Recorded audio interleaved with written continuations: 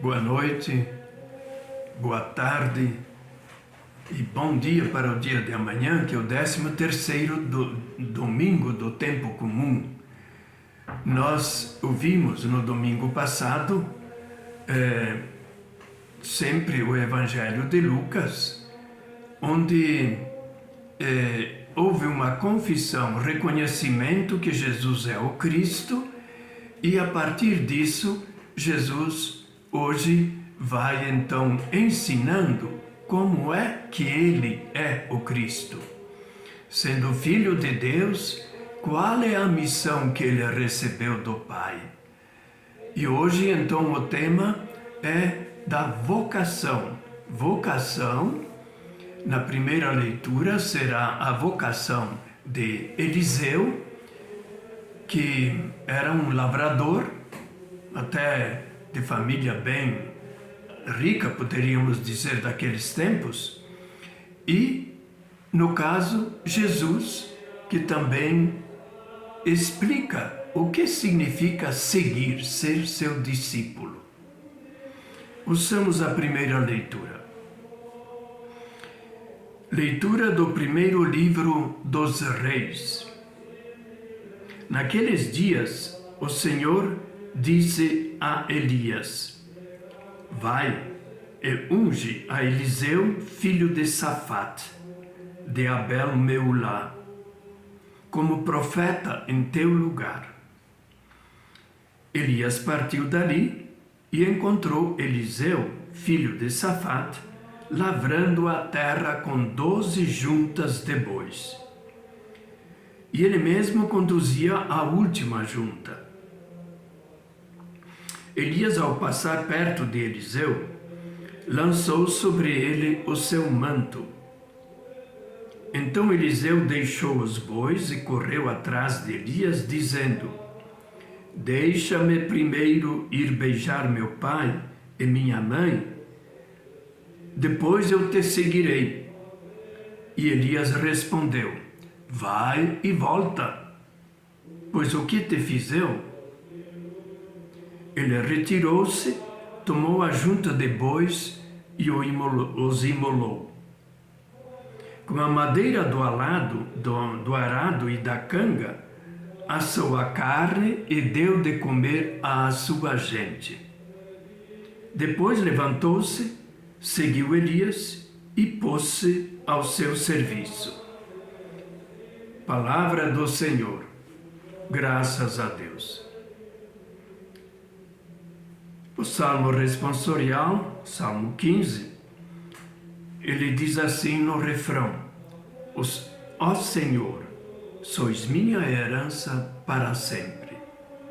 Isso é uma oração do Antigo Testamento, onde a pessoa que reza, um fiel judeu, ele sente-se ligado como um filho a Deus. E ele diz que o próprio Deus é a sua herança. Ouçamos também o Evangelho do dia de hoje. Proclamação do Evangelho de Jesus Cristo segundo Lucas. Estava chegando o tempo de Jesus ser levado para o céu. Então ele tomou a firme decisão de partir para Jerusalém e enviou mensageiros à sua frente. Estes puseram-se a caminho e entraram num povoado de samaritanos para preparar hospedagem para Jesus.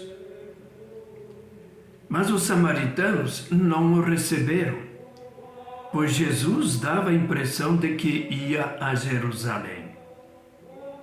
Vendo isso, os discípulos, Tiago e João, disseram: Senhor, queres que mandemos descer fogo do céu para destruí-los? Jesus, porém, voltou-se e os repreendeu. E partiram para outro povoado. Enquanto caminhavam, alguém na estrada disse a Jesus: eu te seguirei para onde quer que fores. Jesus lhe respondeu: as raposas têm tocas e os pássaros têm ninhos, mas o Filho do Homem não tem onde repousar a cabeça. Jesus disse a outro: segue-me. Este respondeu: deixa-me primeiro ir enterrar meu pai. Jesus respondeu: deixa que os mortos enterrem os seus mortos, mas tu vai anunciar o reino de Deus.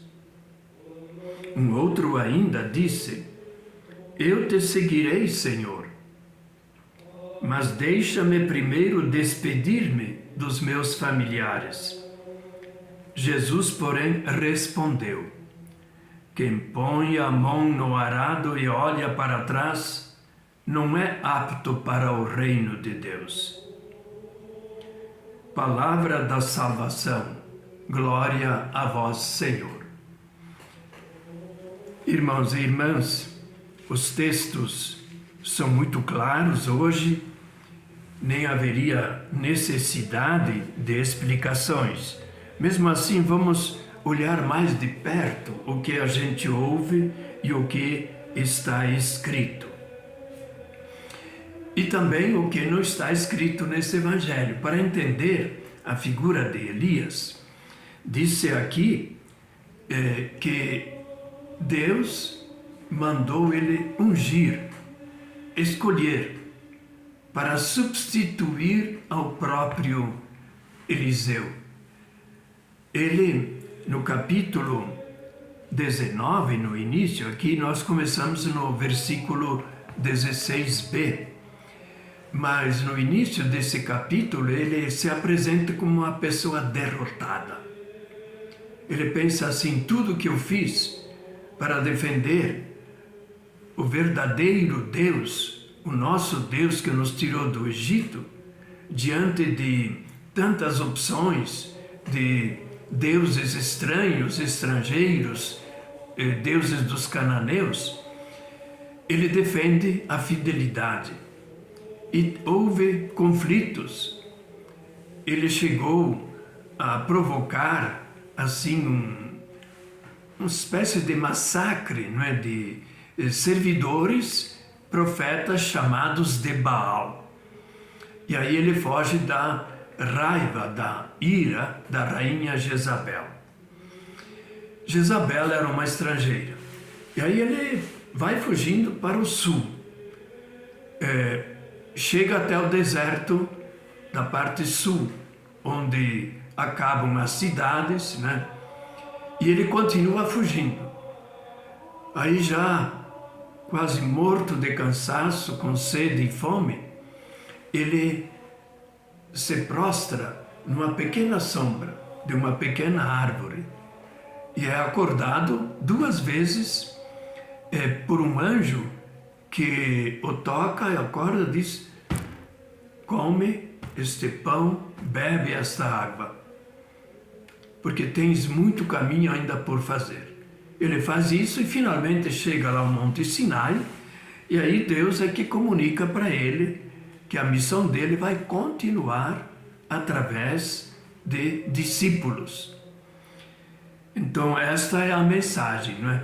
E o gesto de lançar o manto sobre a pessoa é uma espécie de adoção para que ele, aquela pessoa sobre a qual lança o manto, não digo seja uma propriedade, mas entre como discípulo a serviço do mestre, no caso Elias. E então, e veja um pormenor, né? Claro, né?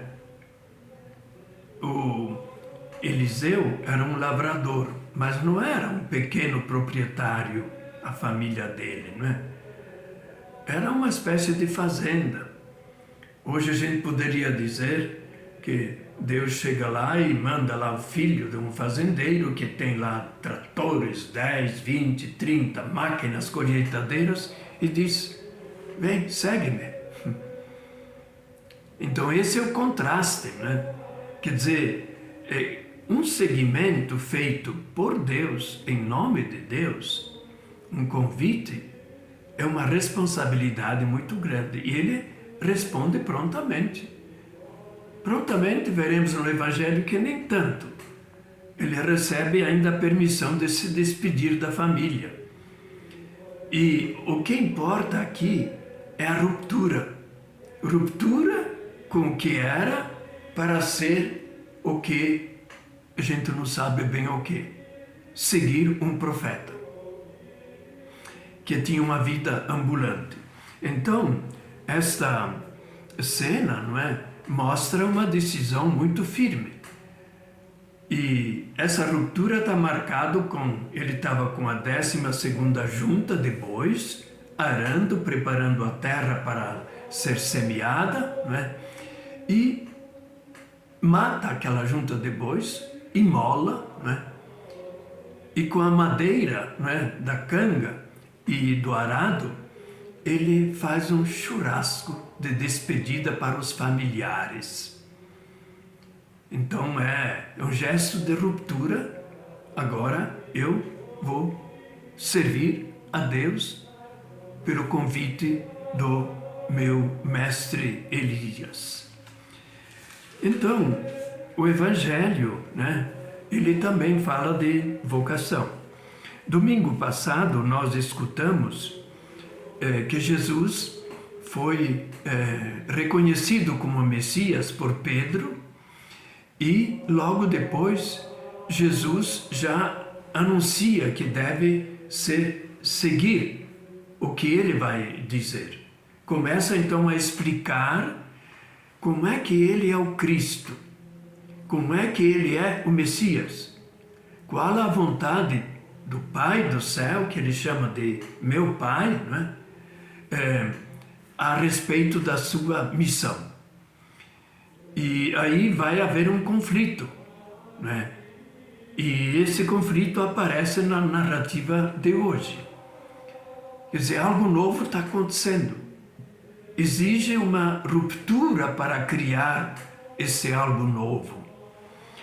Então aí trata-se da viagem de Jesus para Jerusalém.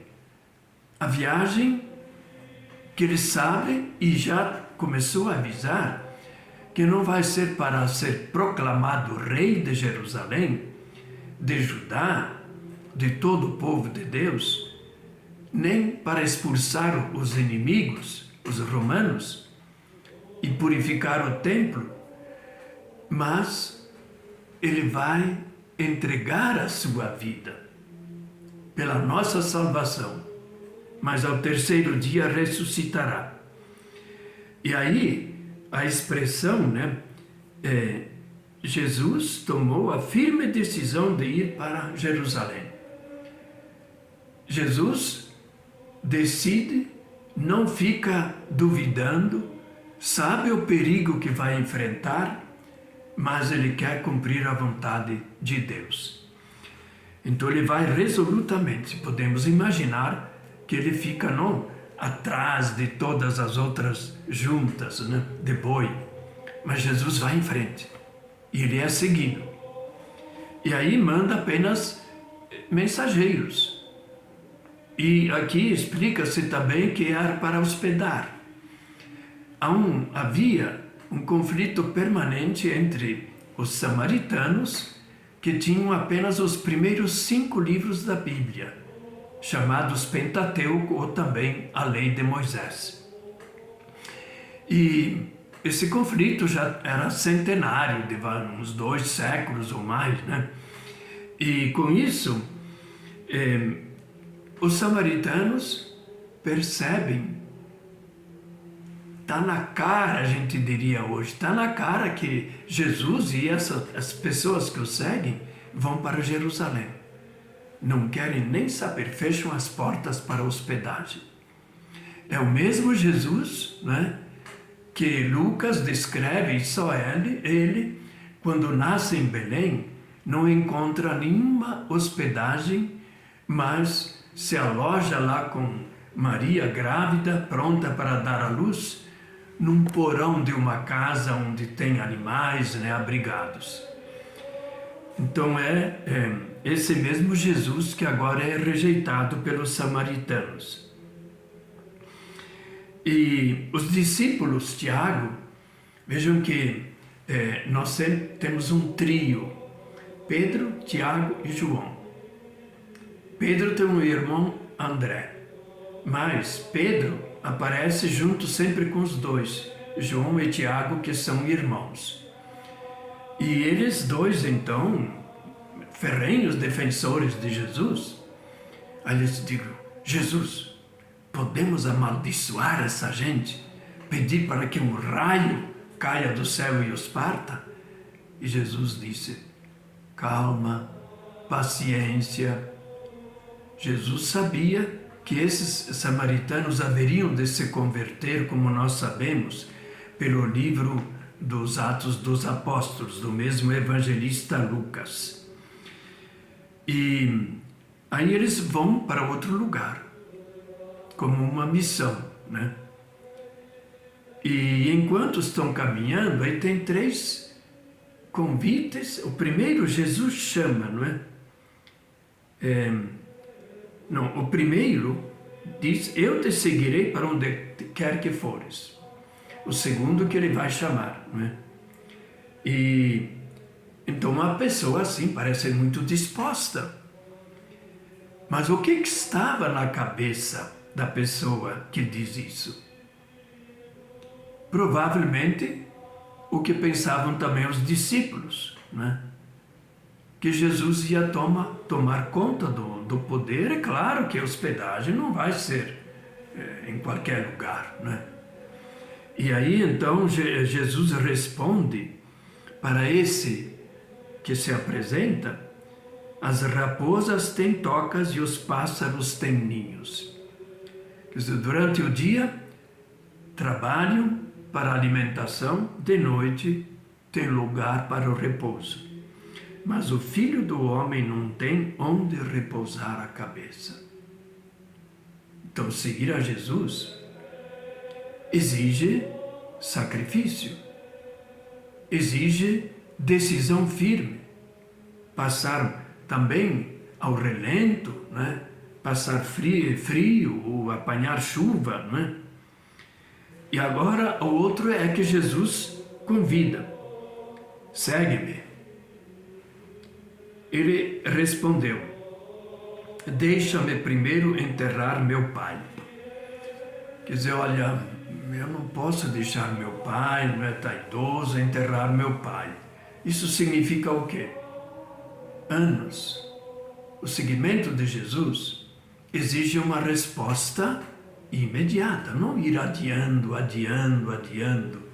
Então Jesus dá uma resposta para nós assim, como que fosse romper os laços de família, desrespeitar seu pai. Então aí a resposta também é bastante rigorosa, não é? Ele responde assim: deixa que os mortos enterrem os seus mortos. Quem é o vivo aí nesse contraste? Quem aceita o convite de Jesus. Não fala da morte temporal, fala do desprezo de um chamado que Deus faz e pode conduzir ao afastamento de Deus. E há um terceiro, né? Ele responde, né? Eu te seguirei, Senhor, mas deixa-me primeiro despedir-me de meus familiares. Aqui, esse texto, certamente o próprio Lucas, a liturgia também escolheu a primeira leitura para mostrar que Elias deu um tempinho, né?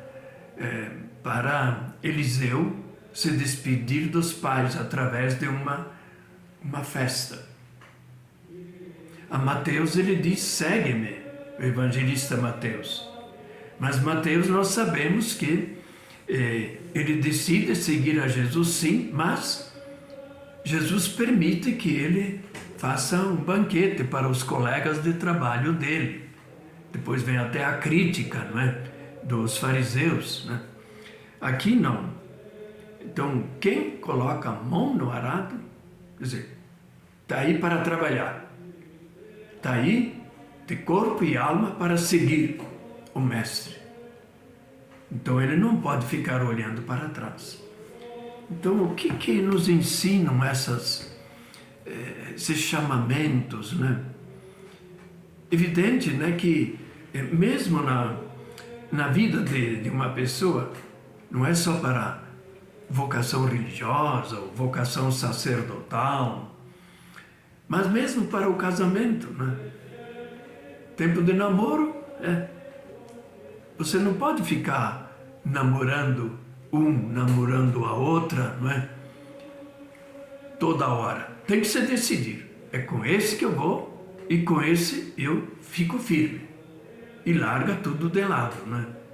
Então assim também para, no caso, vida religiosa, vida sacerdotal, mas aqui ele fala para discípulos, portanto para todo cristão. Nós não podemos ser, como diz lá o Apocalipse, uma água que não é nem morna, que não é nem fria nem quente, uma água morna. Não podemos ficar em cima do muro. Se queremos ser cristãos, Jesus faz as exigências para cada um de nós. Não podemos dizer, eu sou cristão, eu sou católico, eu fui batizado, se a minha vida não concorda com o que a igreja nos ensina, o que se lê nos evangelhos, o que a nossa família cristã nos ensina. Então é isso que depois, nos outros domingos, né, vai sendo aprofundado cada vez, cada domingo, um pouco dessa mensagem.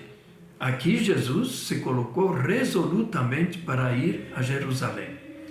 E nós vamos também, não vamos atrasando a nossa decisão de viver a vida cristã com alegria, intensidade e disposição. Não para buscar glórias, mas para servir, como tantos cristãos fazem e devem ser imitados por nós. Que assim seja.